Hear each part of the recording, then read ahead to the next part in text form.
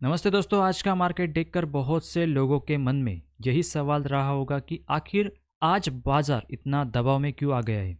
सुबह की ओपनिंग के बाद जो हलचल दिखी उसने साफ इशारा कर दिया था कि आज का दिन आसान नहीं होने वाला है।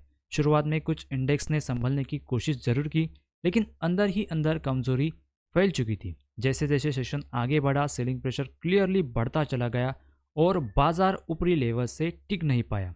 स्मॉल कैप से लेकर बैंक निफ्टी और सेंसेक्स हर जगह थकान और डर साफ नजर आया। यह गिरावट अचानक नहीं आई, बल्कि इसके पीछे कुछ ऐसे बड़े संकेत थे जो सुबह से मार्केट सेंटीमेंट को धीरे धीरे कमजोर कर रहे थे। हालांकि अगर हम ग्लोबल मार्केट यानी अमेरिका की मार्केट की बात करें तो उधर कोई बड़ा सेल ऑफ हमें नहीं दिखने को मिलता है।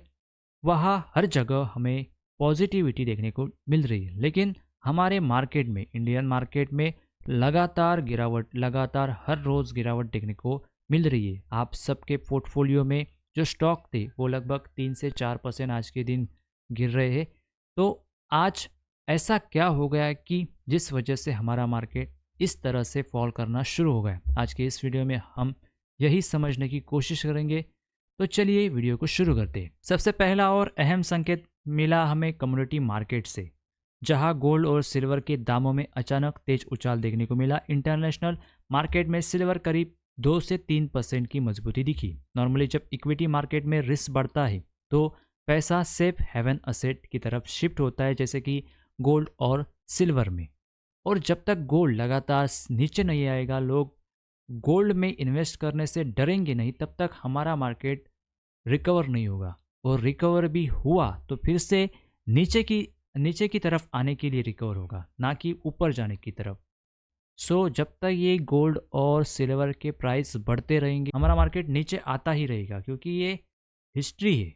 जब जब मार्केट ऊपर जाता है तब तब गोल्ड नीचे आता है, और जब जब गोल्ड ऊपर जाता है तब तब मार्केट नीचे आता है। ऐसा पुरानी हिस्ट्री है, वैसे ही अभी चल रहा है। और अमेरिका और ईरान के बीच में तनाव एक बार फिर बढ़ता हुआ दिखाई दे रहा है। डोनाल्ड ट्रंप ने हाल ही में ईरान को लेकर कड़े बयान दिए हैं, और रिपोर्ट्स के मुताबिक अमेरिकी वॉरशिप बड़ी संख्या में ईरान की दिशा में बढ़ रही है। ट्रंप की अप्रोच इसी समय मार्केट के लिए एक बड़ा अनसर्टेनिटी फैक्टर बन चुकी है। कुछ समय पहले तक फोकस यूरोप, ग्रीनलैंड और टैरिफ जैसे मुद्दे पर था, लेकिन अब अचानक ईरान वाला मामला फिर से सामने आ गया है। एक तरफ से लगता है कि तनाव थोड़ा कम हो रहा है, तभी दूसरी तरफ से कोई नई जियोपॉलिटिकल खबर आ जाती है। इस तरह की एनवायरनमेंट में मार्केट के लिए ऊपरी लेवल्स पर सस्टेन करना काफ़ी मुश्किल हो जाता है।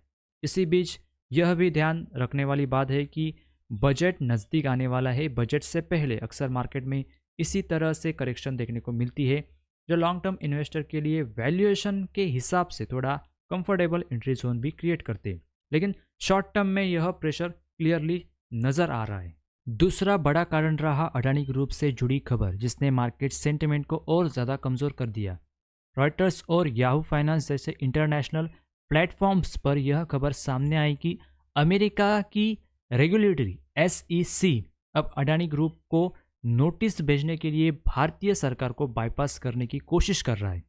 अब दोस्तों, इससे आसान भाषा में समझते, SEC ने अडानी ग्रुप को एक लीगल नोटिस भेजने की कोशिश की थी, लेकिन वह नोटिस भारत सरकार के जरिए सही तरीके से डिलीवर नहीं हो पाया। इसकी वजह से कोई बड़ा लीगल फैसला नहीं था, बल्कि कुछ इशू यानी कानूनी प्रक्रिया में कुछ कागजी कमियां, जैसे ज़रूरी डॉक्यूमेंट्स पूरे ना होना, प्रॉपर सिग्नेचर या ऑफिशियल सील की कमी, या पेपर नेटवर्क सही फॉर्मेट में ना होना। सिंपल वर्ड्स में कहे तो काम गलत नहीं था, लेकिन प्रोसेस ठीक से फॉलो नहीं हो पाया। इसी वजह से वह लीगल नोटिस आगे नहीं बढ़ पाया और वापस आ गया। अब SEC का कहना है कि अगर बार बार इसी प्रोसेस में अटकना पड़ रहा है तो बेहतर है कि US कोर्ट से परमिशन लेकर यह लीगल नोटिस सीधे ईमेल के जरिए भेजा जाए। मतलब इंडियन गवर्नमेंट को बीच में रखे बिना डायरेक्ट कम्युनिकेशन किया जाए। इसी बात को न्यूज़ में कहा गया है। SEC इंडियन गवर्नमेंट को बाईपास करना चाहता है। यह पूरा मामला अभी सिर्फ लीगल प्रोसेस में जुड़ा हुआ है, कोई फाइनल डिसीजन नहीं आया है, कोई पेनल्टी या पनिशमेंट तय नहीं हुई है। लेकिन मार्केट को अनसर्टेनिटी बिल्कुल पसंद नहीं होती। जैसे ही इन्वेस्टर को लगा कि मामला लंबा चल सकता है और आगे रिस्क बढ़ सकता है। उन्होंने सेफ्टी के लिए शेयर बेचना शुरू कर दिया। इसी वजह से अडानी ग्रुप के शेयर में तेज गिरावट देखने को मिली। ओवरऑल यह न्यूज़ डर की वजह से बनी है, फैसले की वजह से नहीं। अब दोस्तों टेक्निकल लेवल की बात करेंगे तो आज मार्केट गैप अप तो खुला लेकिन ऊपर सस्टेन नहीं कर पाया। लगातार सेलिंग प्रेशर हमें आज के दिन देखने को मिली है। अगर हम टेक्निकल लेवल्स की बात करें यानी सपोर्ट की बात करेंगे तो आज के दिन अभी मार्केट क्लोज होने वाला है लगभग 25,065 का एक सपोर्ट जोन अच्छा खासा स्ट्रॉन्ग सपोर्ट जोन है। अगर इसके नीचे अगर मंगलवार को सोमवार को तो मार्केट बंद है, अगर मंगलवार को अगर मार्केट इसके नीचे आता है तो मार्केट के लिए नीचे 24,901 का लेवल ओपन हो जाएगा। अगर ये भी लेवल टूटता है तो मार्केट सीधा सीधा 24,600 के लेवल तक आ सकता है, लेकिन ये कोई गारंटी नहीं है और ये कोई बाय या सेल रिकमेंडेशन नहीं है। निवेश करने से पहले अपने फाइनेंशियल एडवाइजर से ज़रूर सलाह लें। ओवरऑल मार्केट को देखें तो इस समय मार्केट दो तरफा दबाव में है। एक तरफ ग्लोबल लेवल पर ट्रम्प के स्टेटमेंट और बढ़ता जियोपॉलिटिकल टेंशन है और दूसरी तरफ डोमेस्टिक फ्रंट पर अदानी ग्रुप से जुड़ा रेगुलेटरी रिस्क सेंटिमेंट को कमज़ोर कर रहा है। ऐसे माहौल में वॉलेटिलिटी बढ़ना बिल्कुल नॉर्मल है और मार्केट का थोड़ी देर के लिए डायरेक्शन लेस रहना भी सरप्राइजिंग नहीं है। फिलहाल शॉर्ट टर्म में रिस्क बना हुआ है, इसलिए लेवल्स को रिस्पेक्ट करना और मार्केट को शांति से ऑब्जर्व करना ज़्यादा बेहतर अप्रोच रहेगा। लॉन्ग टर्म इन्वेस्टर के लिए आने वाले समय में क्लैरिटी ज़्यादा मायने रखेगी, खासकर बजट के बाद। बाजार यहाँ से कैसे रिएक्ट करता है यह आने वाले अगले कुछ सेशन में हमें दिखाई देगा।